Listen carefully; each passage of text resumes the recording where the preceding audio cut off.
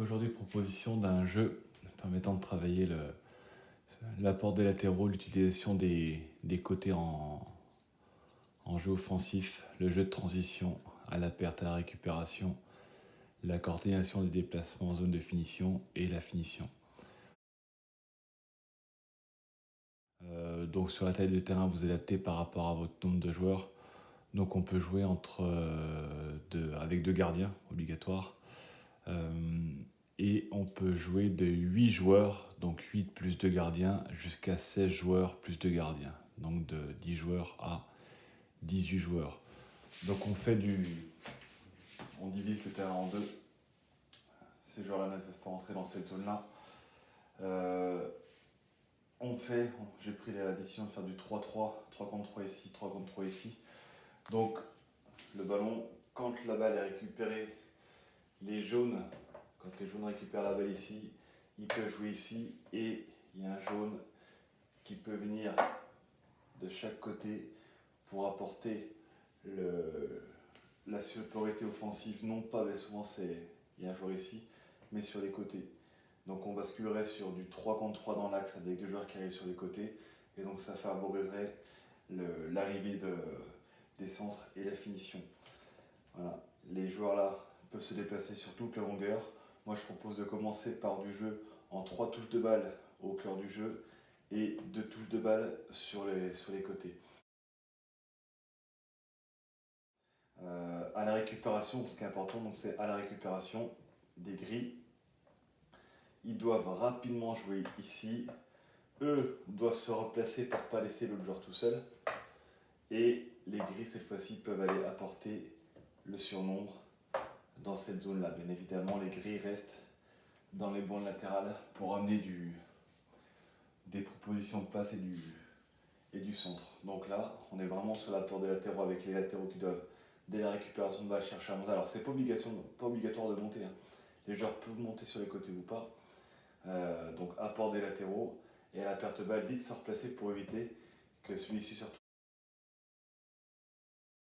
tout seul, en sachant que lui peut jouer sur la notion de hors-jeu. Comme le hors-jeu peut être une variable d'ajustement, mais pour mettre plus de difficultés pour les 3, on peut compter le hors-jeu soit à partir de la surface, soit sur tout le demi-terrain. Voilà. Les variables possibles, donc on peut jouer sur la taille de terrain, soit en longueur, soit en largeur. Le nombre de touches de balle au cœur du jeu et sur les côtés. N'hésitez pas aussi à utiliser le gardien comme premier relanceur dès qu'il récupère la balle. Autre variable possible, la possibilité ou non des défenseurs d'attaquer ou non les jokers latéraux. Vous pouvez commencer avec interdiction d'aller défendre sur les jokers latéraux, et après, variable possible, les défenseurs peuvent aller chercher les jokers sur les côtés, en sachant qu'évidemment, s'ils vont chercher les jokers sur les côtés, ça libère des joueurs dans l'axe et ça crée une supériorité numérique dans l'axe.